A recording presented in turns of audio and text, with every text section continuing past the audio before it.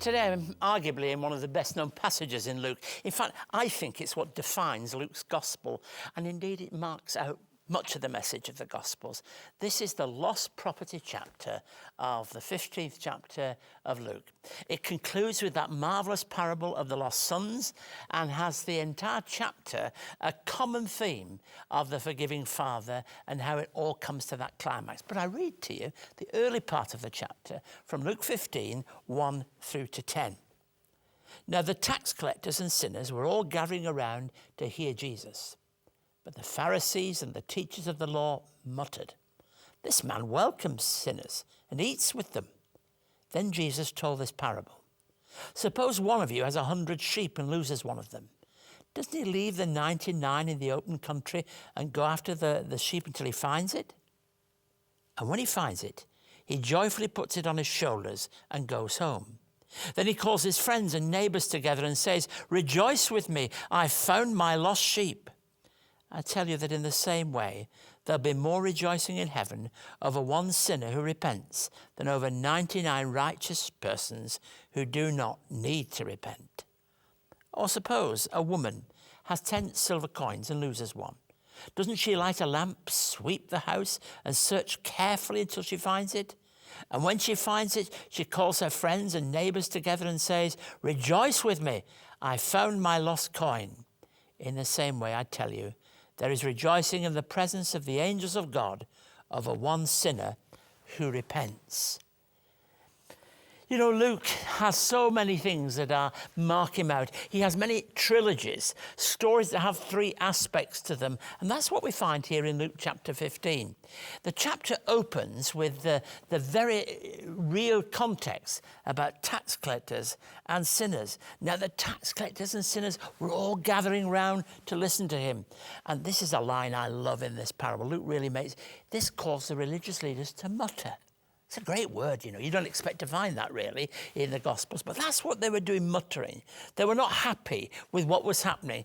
Perhaps they weren't happy with the attractiveness of Jesus, the willingness for him to reach out somehow to where they were. And so they muttered. When you mutter, you do it under your breath a little bit. You do it so that not everybody can hear all that you're saying, but the message they get is you don't like it.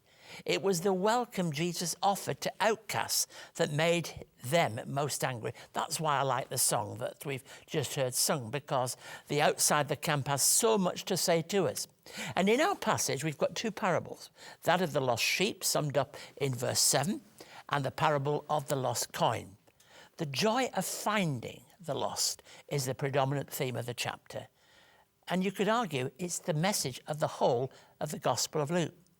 We might question the incredible judgment of the shepherd to go out and leave everything for the sake of the one. This would endanger the majority, you might say, in favour of the lost one. One writer has said that this demonstrates something of the recklessness of God's love, and I love that.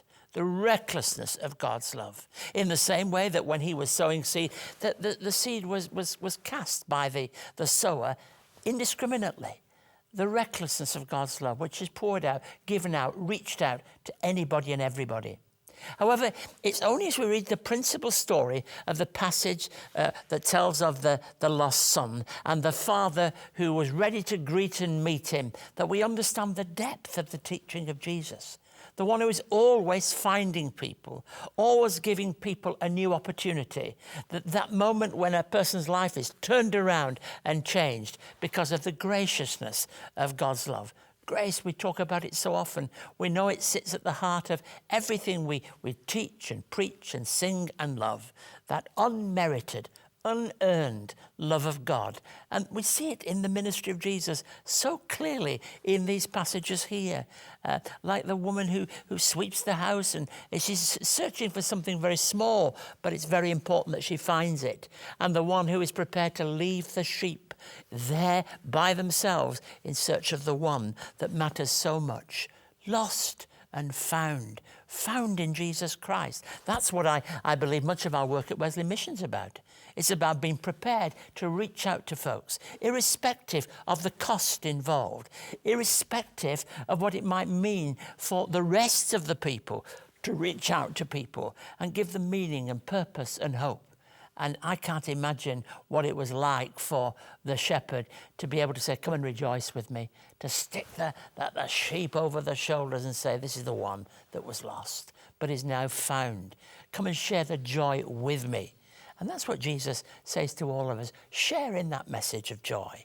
Because always, all times throughout history, in all different Christian settings, at the heart of everything is this lost and found message of the love, of the grace, of the power of God that reaches out to people irrespective of who they are. Marvellous message this morning that we can share together about Jesus.